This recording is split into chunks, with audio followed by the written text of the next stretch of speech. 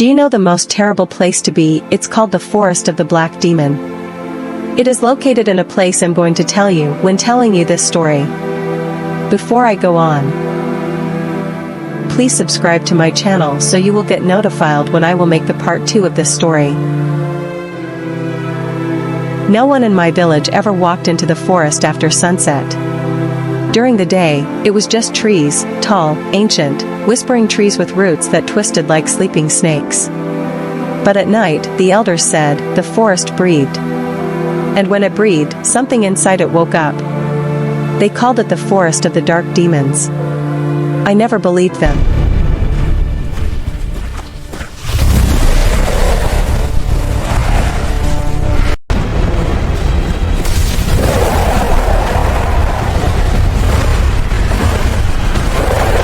Not until the night my little sister disappeared. Her name was Amara. She was only 10. Small, stubborn, always chasing fireflies at dusk. That evening, the sky burned orange before fading into a heavy purple. I remember the way the air suddenly turned cold. Not a normal cold, but the kind that feels like someone standing behind you. We were fetching water near the edge of the trees when she saw something glowing deeper inside. "Do you see that?" she whispered. I didn't. I just saw darkness. But she ran toward it before I could grab her. "Amara!" I shouted. She laughed. Just once, and then the forest swallowed her. The laughter didn't echo. It stopped too quickly. That was the first thing that terrified me. All right, stay close. The trail's just ahead.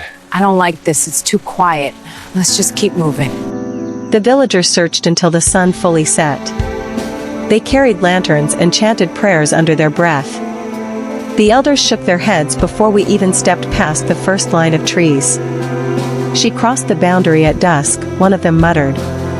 "The forest takes what walks into it willingly." My mother collapsed into the dirt. I didn't wait for permission. I grabbed a lantern and stepped into the trees alone. The moment I crossed into the forest, the sounds of the village vanished. No crickets. No wind. No distant voices. Just silence. The kind of silence that presses against your ears until they hurt. The trees were too close together.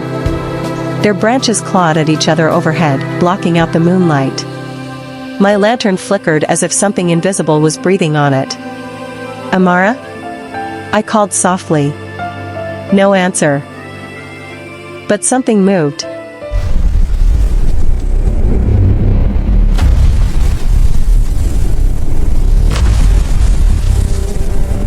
Please subscribe to my channel, it's a sign of support. I know you have subscribed. Now back to your story. Nothing. Just trees. Then I heard it, faint giggling. It sounded like Amara. But slower. Stretched. Wrong. "Big brother." The voice floated from somewhere deep within the forest. Relief flooded me. "Amara. Where are you?" Silence. Then the voice came again, from a different direction. "Big brother, why did you let them take me?" My stomach dropped. "I didn't, I'm here now." The trees creaked. And then I saw them.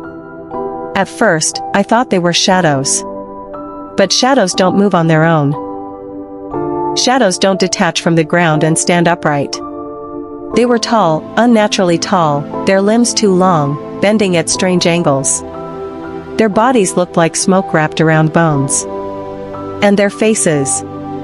They didn't have faces. Just hollow spaces where features should have been, as if darkness itself had carved them out. One stepped forward. My lantern went out. I was no longer alone in the dark. Something cold brushed against my cheek.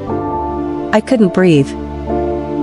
"You came back," a voice whispered right beside my ear.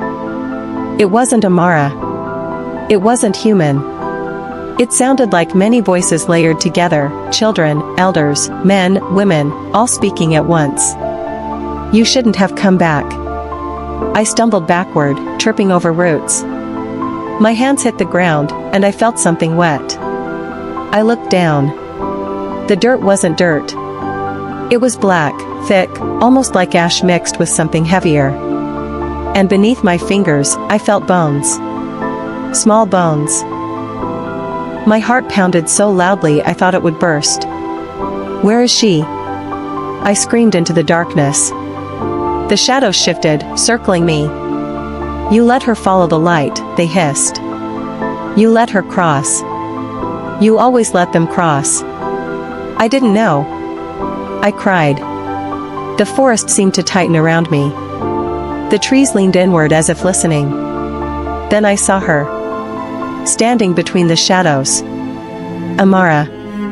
Her dress was torn. Her hair hung over her face. She was too still.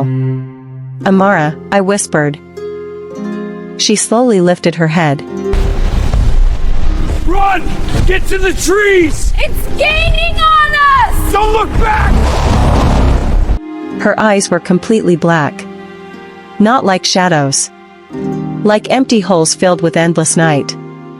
"You were supposed to protect me," she said softly. Tears burned my eyes. It's watching us. Don't move. Stay still. The eyes, they're getting brighter. I know. "I'm here now. Let's go home." She tilted her head. "We are home." The shadows behind her stretched taller, merging with the trees. I realized something horrifying. They weren't separate from the forest. They were the forest. Every tree was a body. Every branch a limb. Every root a finger buried in the earth. And the glowing light she had followed? It appeared again behind her. A small floating orb, pale and inviting. It drifted toward me. "Follow it," the voices whispered. I understood then. That's how it happened. The forest didn't chase. It lured. The light moved closer, hovering just out of reach. Warm. Gentle. Safe. For a moment, I wanted to follow it. I wanted to forget the fear. To forget the guilt. To step into the quiet and let the forest hold me too. "Stay," Amara whispered. Her voice cracked. And just for a second, her black eyes flickered back to brown. She was still in there. Fighting. "I won't leave you," I said. The shadow shrieked. The sound was unbearable, like trees snapping, like animals screaming, like the earth tearing open. The ground split beneath us. The roots wrapped around my legs, pulling me down into the black soil.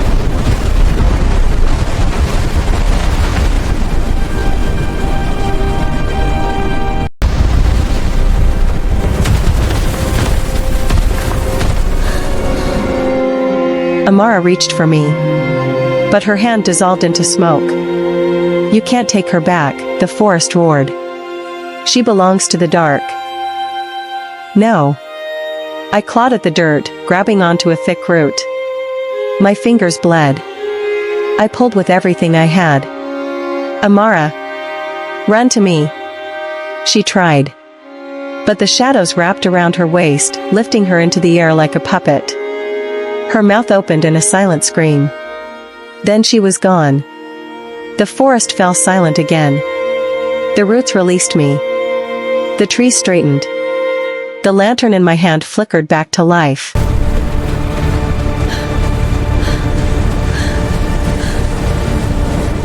If you want me to continue this story, please subscribe to my channel so you will get notified when I will make the part 2 of this story.